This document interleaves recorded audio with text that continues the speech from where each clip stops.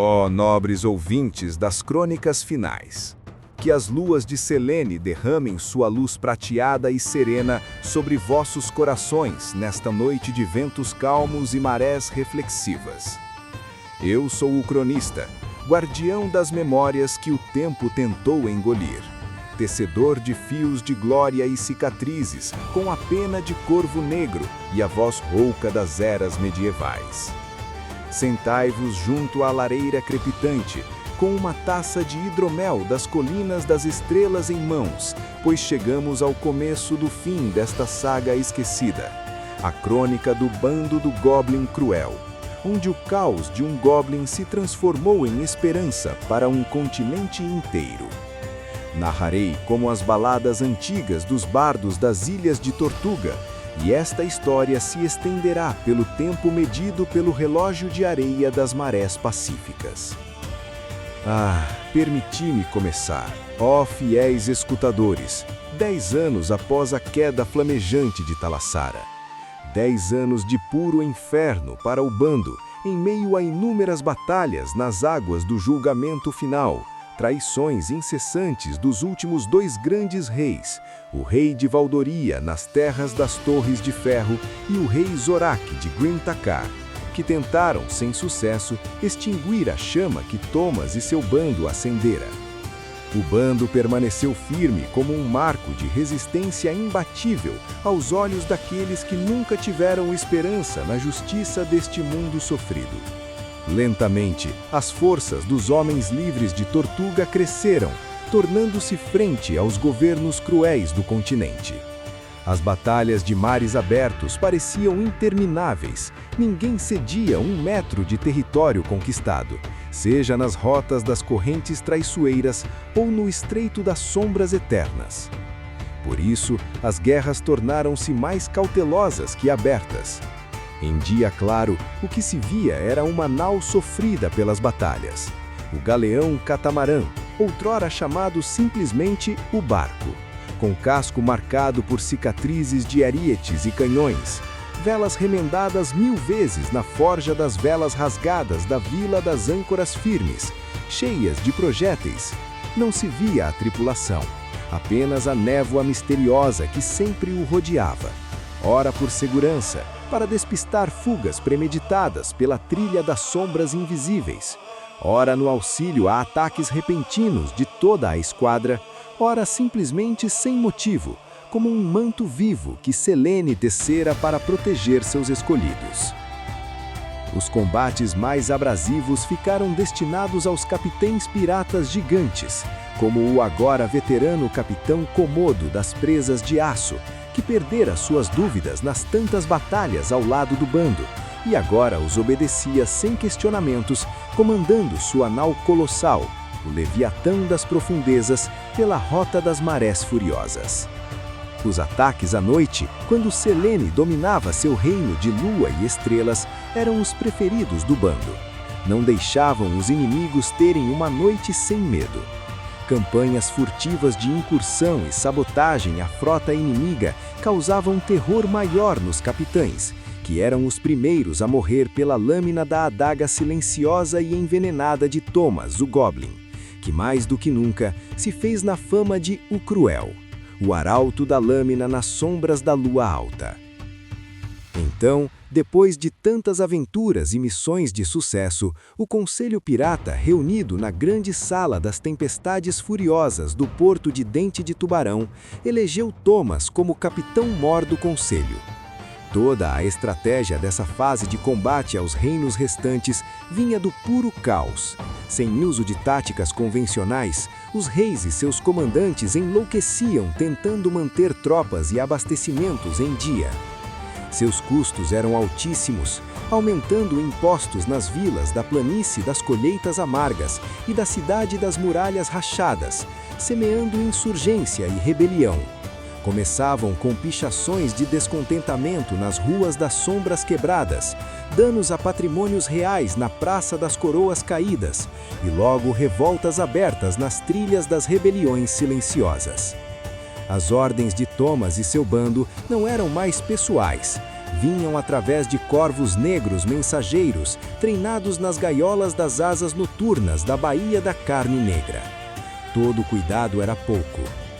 Nós os venceremos pelo cansaço. Continuem avançando, sem descanso, sem se importar com perdas, pois no fundo já não temos nada, e sem nada a perder.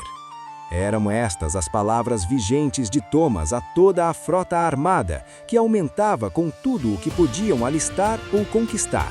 Galeões capturados na Batalha do Cabo das Lâminas Esquecidas, barcos de pescadores da vila de Balde Cínico, batizada assim por Thomas em erro cômico, mas que o povo adotou com orgulho na Praia das Redes Cheias, e até a distante Baía da Carne Negra, que marcava presença não por comércio, mas por libertação das mãos tirânicas.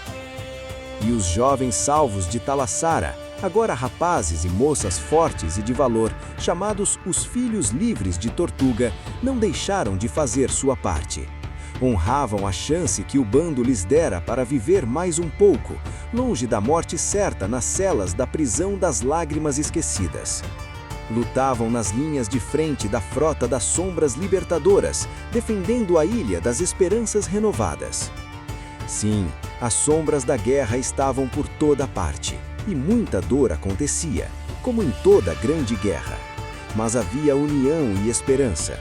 Se tivessem o bando ao seu lado, a vitória seria certa. Com essa preocupação de serem o baluarte e o símbolo da mudança, o bando se resguardava e atacava com mais cautela e frio lógico, planejando nas tábuas das estratégias noturnas da Casa das Escamas Curativas. Em meio a esta tremenda guerra, muitos cronistas da época escreveram: 10 anos. 10 anos desde que a primeira chama foi acesa em Talassara. 10 anos desde que os mares começaram a sangrar. Talassara caiu na própria corrupção. O rei Teodósios escolheu transformar crianças vivas em mortas e depois em armas. E naquele dia, quando o bando do Goblin Cruel atravessou a última linha de defesa de Talassara, um rei morreu e o mundo declarou guerra.